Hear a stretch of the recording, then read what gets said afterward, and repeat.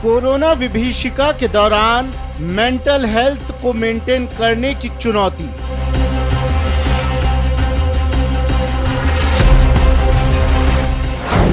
Lockdown में घर में बैठे लोगों को घेर रहा अवसाद।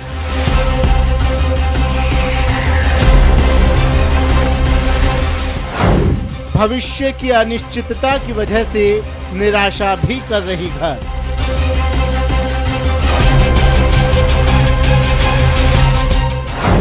एंजाइटी, बीपी, डिप्रेशन जैसी परेशानियों को लेकर बढ़ा कंसल्टेशन।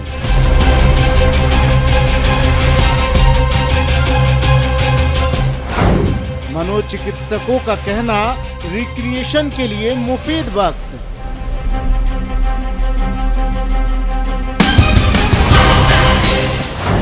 भागदौड़ की जिंदगी में खुद के लिए वक्त मिलना किसी वरदान से कम नहीं।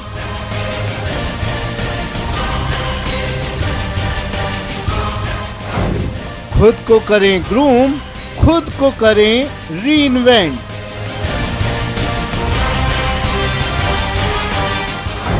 इस चुनौती में ढूंढना चाहिए अवसर। ये मौका फिर शायद ही कभी आए।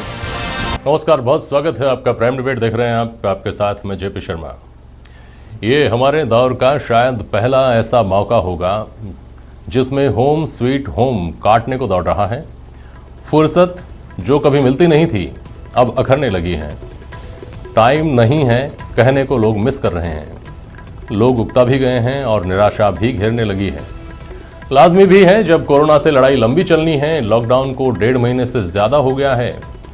बेहतर भविष्य के लिए अपने अपने तरीके से पसीना बहा रहा इंसान जहां का तहां ठहर गया है, तो इस मनोदशा को समझा भी जा सकता है। लेकिन एक्सपर्ट्स कहते हैं कि नज़रिया बदलें तो शायद इन हालात की खूबसूरती भी देखी जा सकेगी। नए ज़माने में सब कुछ मिलता है, वक्त नहीं मिलता। अब मिला है तो इसका भरपूर उपयोग किया जाना चाहिए। तो आज अपने अपने फील्ड के एक्सपर्ट्स से हम ये समझने की कोशिश करते हैं कि क्या कोरोना की चुनौती में अवसर ढूंढे जा सकते हैं।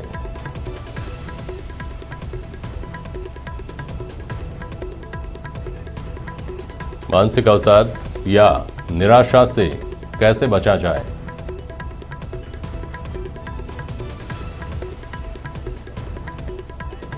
और लॉकडाउन में कैसे अपनी क्रिएटिविटी को अनलॉक करें।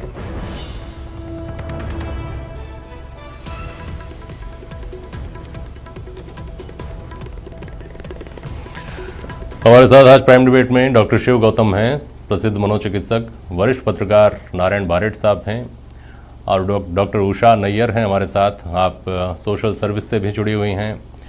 राजस्थान ब्यूटी क्वीन भी आप रह चुकी हैं और आप गायिका भी हैं।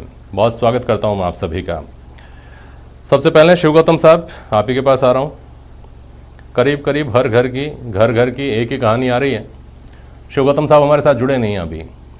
पहले मैं नारायण बारेट साहब के पास जाता हूं। नारायण बारेट साहब, ये जो दौर है, इस दौर को शायद ही हम लोगों ने कभी ये कल्पना की हो कि ऐसा भी हो सकता है, ऐसा भी होगा, हमको इस तरह के हालात भी फेस करने पड़ेंगे।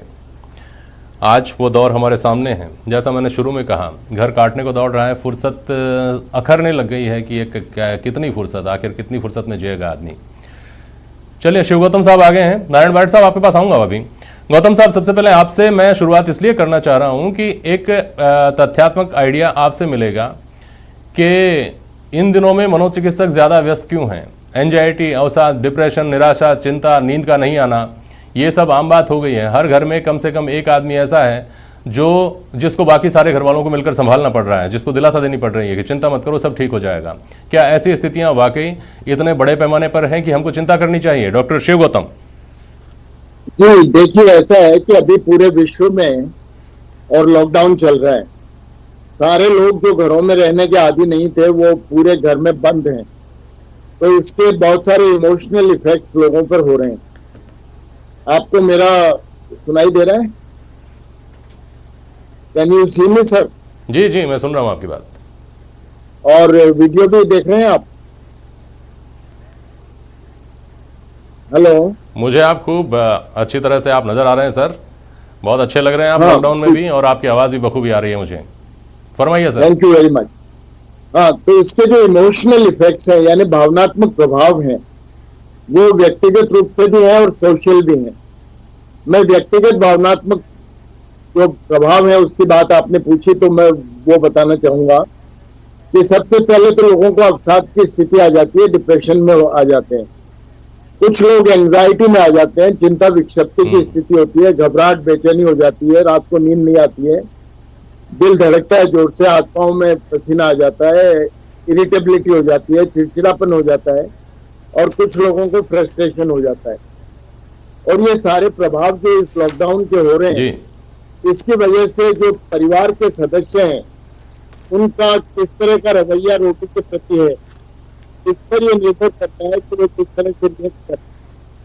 जैसे व्यक्ति के फैमिली मेंबर्स, स्पाउस, बच्चे, पेरेंट्स और ऑफिस के पुलिस, सारे लोगों का व्यवहार किस तरह से होता है, ये इस पर निर्भर करता है कि उनका रवैया। लोगों में बायोलॉजिकल चेंजेस आते हैं तो उन पर प्रभाव पड़ता है, तो एक डिस्ट्रैक्ट हो जाता है, ये बदल जाता है, कुछ लोग ज्यादा लगते हैं, कुछ लोग कम खाते हैं, और परेशानी है वो पेन का परसेप्शन इस लोनलीनेस की वजह से बढ़ जाता है। कुछ लोग बिल्कुल थके हुए महसूस करते हैं, इस पर ज्यादा हो जाने का प्रभाव पड़ता है। ये सारे व्यक्तिगत परिवर्तन है, जो बिहेवियरल चेंजेस, इसमें लोगों का जो एक्टिविटी लेवल है ये बदल जाता है। कुछ लोग एक्सरसाइज ज्यादा करते हैं, कुछ कम करते हैं, और सोशल मीडिया का उपयोग कुछ ज्यादा होने लग गया है। सोशल मीडिया, अधिक टीवी देखना, ज्यादा मूवी देखना, इंटरनेट गेमिंग करना, इन सब चीजों का अपना एक दुष्प्रभाव है। एक नियमित, एक लिमिट तक तो इन सारी चीजों का उपयोग ठीक है, लेकिन संभावना यह है कि कुछ लोगों का इस लॉकडाउन के दरमियान बिहेवियरल एडिक्शन बढ़ सकता है।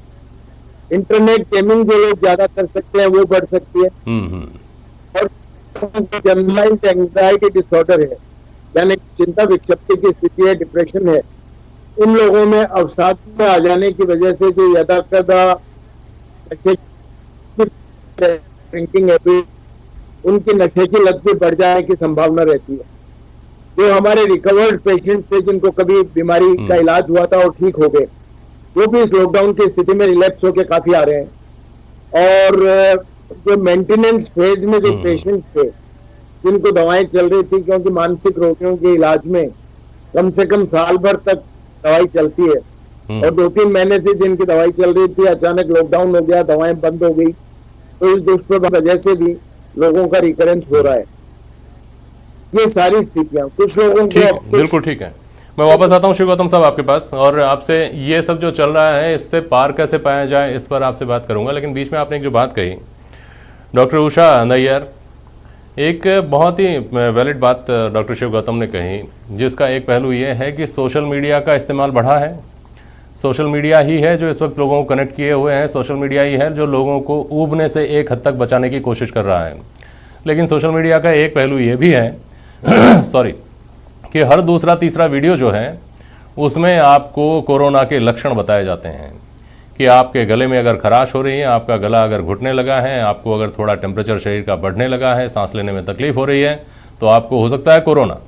और ये पढ़ा नहीं कि आदमी को लगने लगता है। वैसे भी एक जनरल प्रैक्टिस है कि आदमी कोई बीमारी होने पर, कोई भी प्रॉब्लम होने पर गूगल खोल कर देखता है, उसमें जितने सारे सिम्टम दिखते हैं वो सब लगता है हमको कि हमारे ऊपर लागू हो रहे हैं, हमारे साथ ये बीमारी है।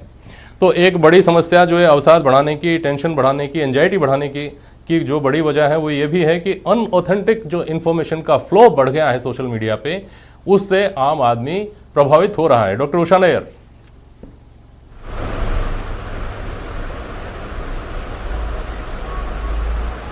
सबसे पहले तो नमस्कार। मेरा ये मानना कि हेल्थ या वेलबींग का जो एक अच्छा सा मैंने कहीं पढ़ा था वो है कि साइकोसोमैटिक सिंक्रोनाइजेशन या कोऑर्डिनेशन।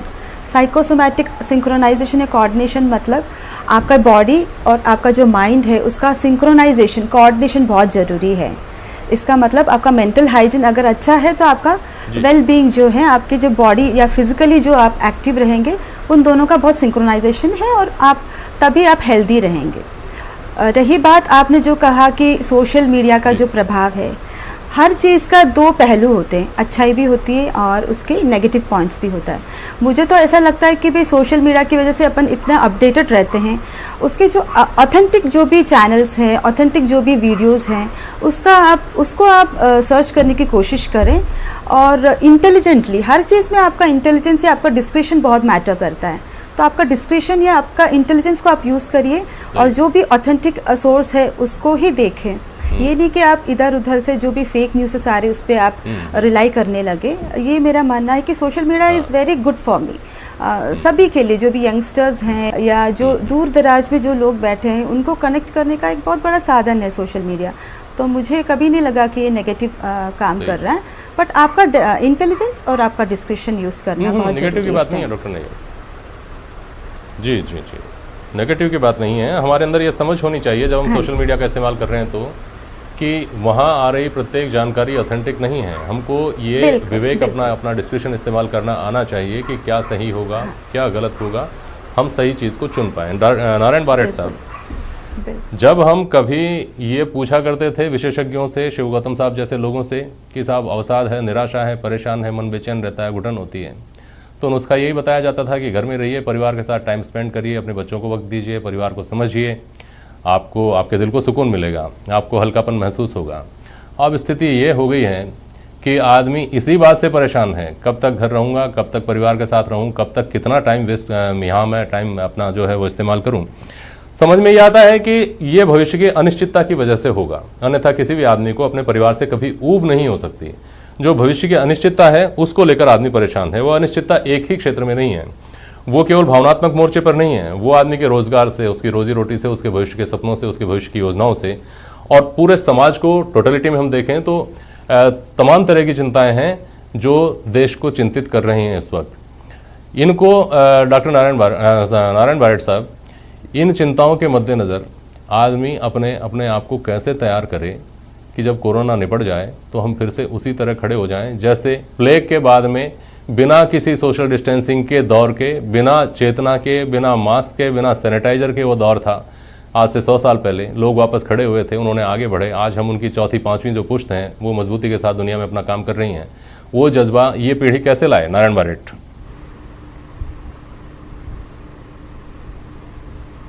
देखिए, ये हमारे सामने जो तस्वीर बनती है समाज में, अभी खामोशी का आंगन है, सन्नाटे की दीवारें हैं, हर गली हर दरो दीवार आप देखते हैं तन्हाई टपकती है। और जो पब्लिक इंटरेस्ट टेक्नोलॉजिस्ट है, उन्होंने देश की 338 घटनाएं उन्होंने जमा की है, जो जिसमें 338 लोग मारे गए हैं, उसमें 80 लोग एकाकीपन की वजह से और इस खौफ की वजह से खुदकुशी कर लेते हैं।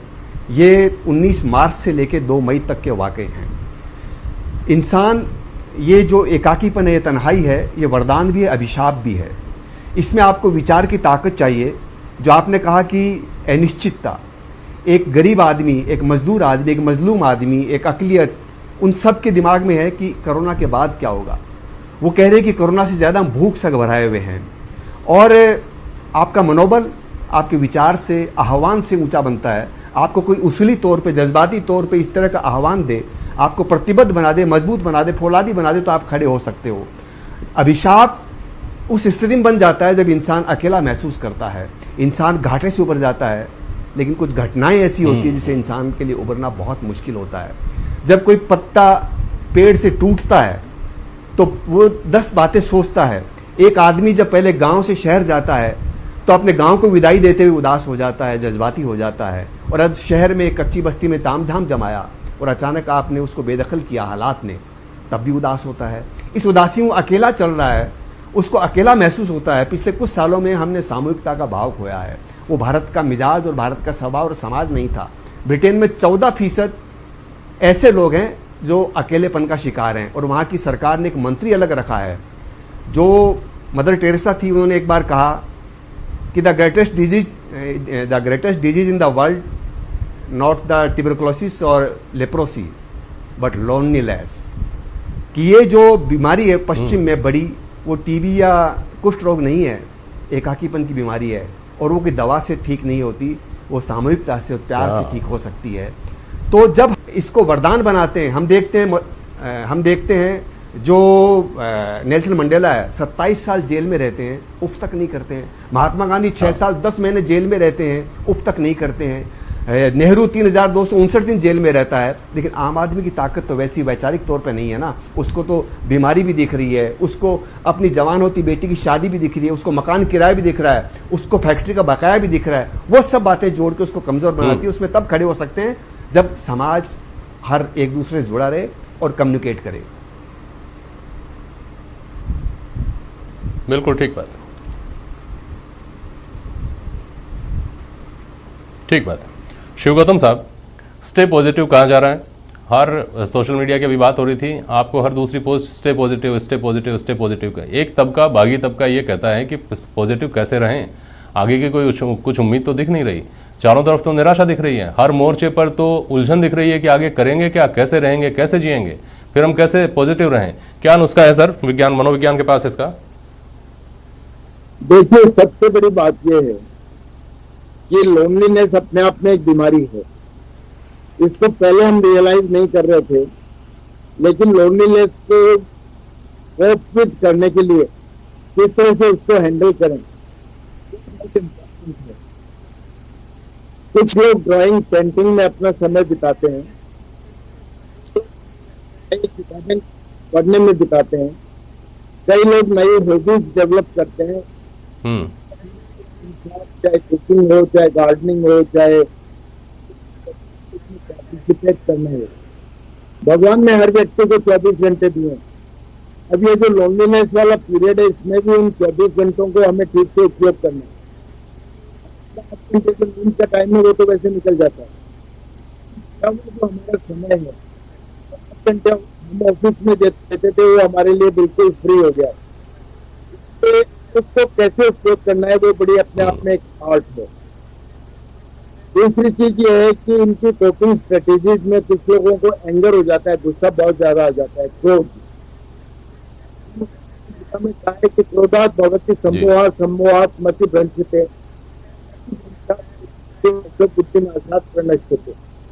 एंगर क्रोध पर नियंत्रण बहुत आवश्यक है, जिसमें योग, ध्यान, प्राणायाम अपन कर सकते हैं। भविष्य के प्रति एक सकारात्मक सोच अपने को बहुत आवश्यक है, जिसमें कि हम पॉजिटिव व्यू रखें।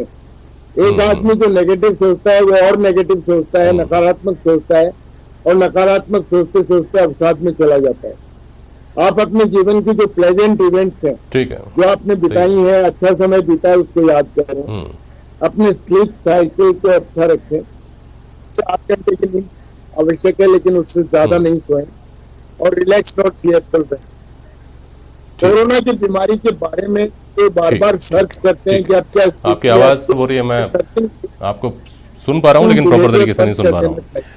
उषा नैयर, आप आम जो फोर्सेस हैं उनके साथ एसोसिएटेड हैं हेल्थ प्रोफेशनल के तौर पर, क्या नुस्खा देते हैं आप इन लोगों को? दिन रात जो गर्मी में रात में बिना भूखे रहकर भी और बिना सोए भी ये लोग काम कर रहे हैं, समाज के लिए काम कर रहे हैं।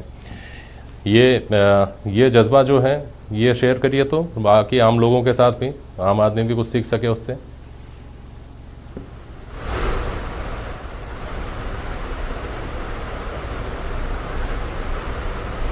हाँ, जो हमारे पुलिस के जो भी कांस्टेबल्स हैं, अधिकारियां हैं, जो भी दिन रात वहाँ पे,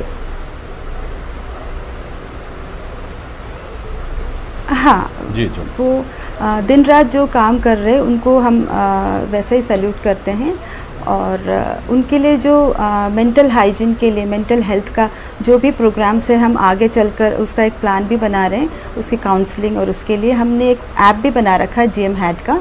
तो उसके थ्रू हम उन तक कवर करने के लिए उनका जो भी प्रोग्रेस है उसके कोरोना डेज के बाद भी, उसके बाद हम उसको तय करने के लिए हमने एक मीटिंग भी रखी है, और उसका कार्यक्रम चलता जा रहा है, अभी चल ही रहा है उसके लिए। बिल्कुल ठीक है। ये लगता है कि आने वाले वक्त में आम लोगों के लिए भी इस तरह का कुछ करना पड़ेगा, लोग मेंटल हेल्थ को गंभीरता से लें, समझें और तकनीकी तौर पर समझने की कोशिश करें। नारायण बारेठ साहब, आखिर मैं आपके पास आ रहा हूँ, बहुत संक्षेप में जवाब दीजिएगा सर। ये जो शेर है कि इस दौर में तेरे होठों पे तबस्सुम की किरण, ए हंसने वाले तेरा पत्थर का कलेजा होगा, तो क्या अब आने वाले दौर में हंसने के लिए पत्थर का कलेजा ही चाहिए होगा सर?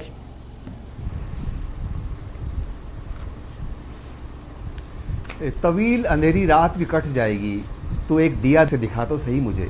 अगर कोई मरहम रख दे, हमें कोई इस तरह से अपने शब्दों से, अपने अल्फाज से एक हौसला अफजाई कर दे कि आपका रोज़गार कहीं जाएगा, आपकी सामाजिक सुरक्षा है, आप जो दर दर की ठोकरें खा रहे हो उस पर हम आपके साथ खड़े हैं, सिर्फ इतना कहने भर से इंसान को हौसला मिल जाता है। गरीब आदमी कोई हसरत नहीं है, कोई अरमान नहीं है।